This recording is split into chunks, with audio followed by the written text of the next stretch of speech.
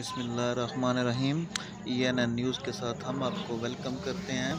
शोरकोट एक तारीखी शहर माना जाता है। पाकिस्तान में जंग की एक तहसील शोरकोट एक तारीखी शहर है। जहाँ शहर से 52 किलोमीटर जनूब में वाक़ शोरकोट एक कदीम और तारीखी शहर है। हज़रत सुल्तान बाहू के वालिद हज़रत अबू ज़ैद मोहम्मद और वालदा हज़रत बीबी रास्ती साहिबा के मज़ारात इसी शहर में होने की बिना पर इस शहर को माई बाप का शहर भी कहा जाता है। तारीख़ निकाल के देखें तो शोरकोट जंग से भी कदीम तारीख़ रखता है। तारीख़ दान बिलाल ज़ुबैरी अपनी तारीख़ में लिखते हैं कि ये शहर मुख्तलिफ़ नामों से पुकारा जाता है। ज़मीर कोट, शोरकोट, शिवकोट, इनके बावजूद ये खंडरात साबित करते हैं कि ये 10,000 साल कबल मसीह यहाँ ज़िंदगी गुजारने के आसार मौजूद थे।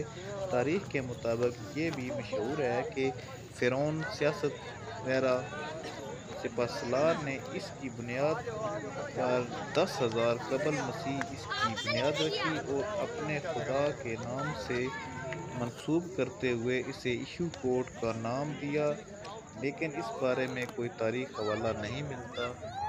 शोरकोट में दाखिल होते ही कदीम किला के आसार वाक़ हैं। 325 कबल मसीह में सिकंदर आज़म जब हिंदुस्तान पर हमला आवर हुआ तो वो कई इलाकों से होता हुआ शोरकोट पहुंचा। इस वक्त यहाँ केट और न्यूयॉर्क आबाद थे। तारीख़ दान लिखते हैं कि सिकंदर आज़म 2 माह तक इस किला को फतह न कर सका तो गुस्से में आकर भारी मंजनीकों से तबाह कर दिया।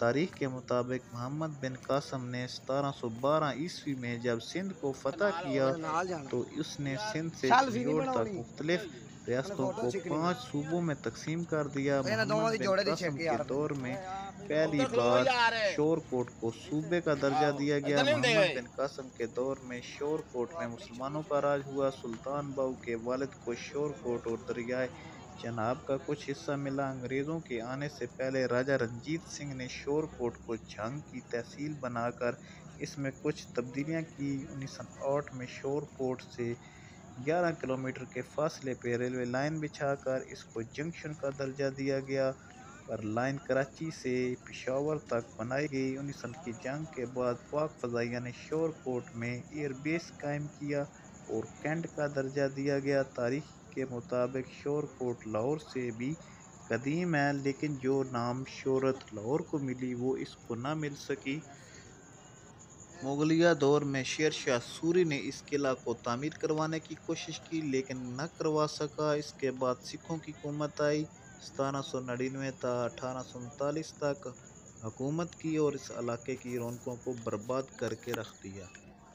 इन पहाड़ नुमा खंडरात को जब खोदा जाता है तो कीमती जवाहरात निकलते हैं। इससे ये बात मालूम होती है कि यहाँ कुछ ना कुछ तो कदीम ज़माने में था, और ये मिट्टी के ऊंचे पहाड़ इस बात का सबूत हैं कि कदीम ज़माने में वो लोग कदावर भी थे।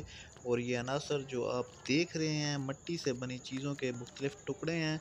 बादशाह एक दरबार भी है हज़रत सखी ताज सुल्तान का। लोग पाकिस्तान भर से यहाँ कला को देखने आते हैं और ताज सुल्तान के दरबार पे भी हाज़िरी देते हैं, क्योंकि हज़रत सखी सुल्तान बाहू का ये कौल है कि जिस शख्स ने मेरे पास आना है वो पहले माई बाप के दरबार पे हाज़िरी दे के आए। इसलिए लोग पहले यहाँ आते हैं और फिर जाते हैं सुल्तानुल आरफीन हज़रत सखी सुल्तान बाहू के दरबार पे।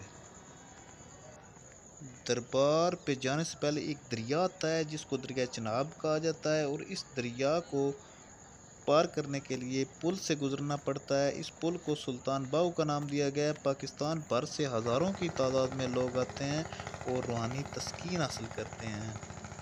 जी बहुत शुक्रिया। अगर वीडियो आपको अच्छी लगे तो सब्सक्राइब कीजिए और बेल बटन को प्रेस कीजिए और लाइक कीजिए ताकि हमारी हौसला अफजाई हो। बहुत शुक्रिया।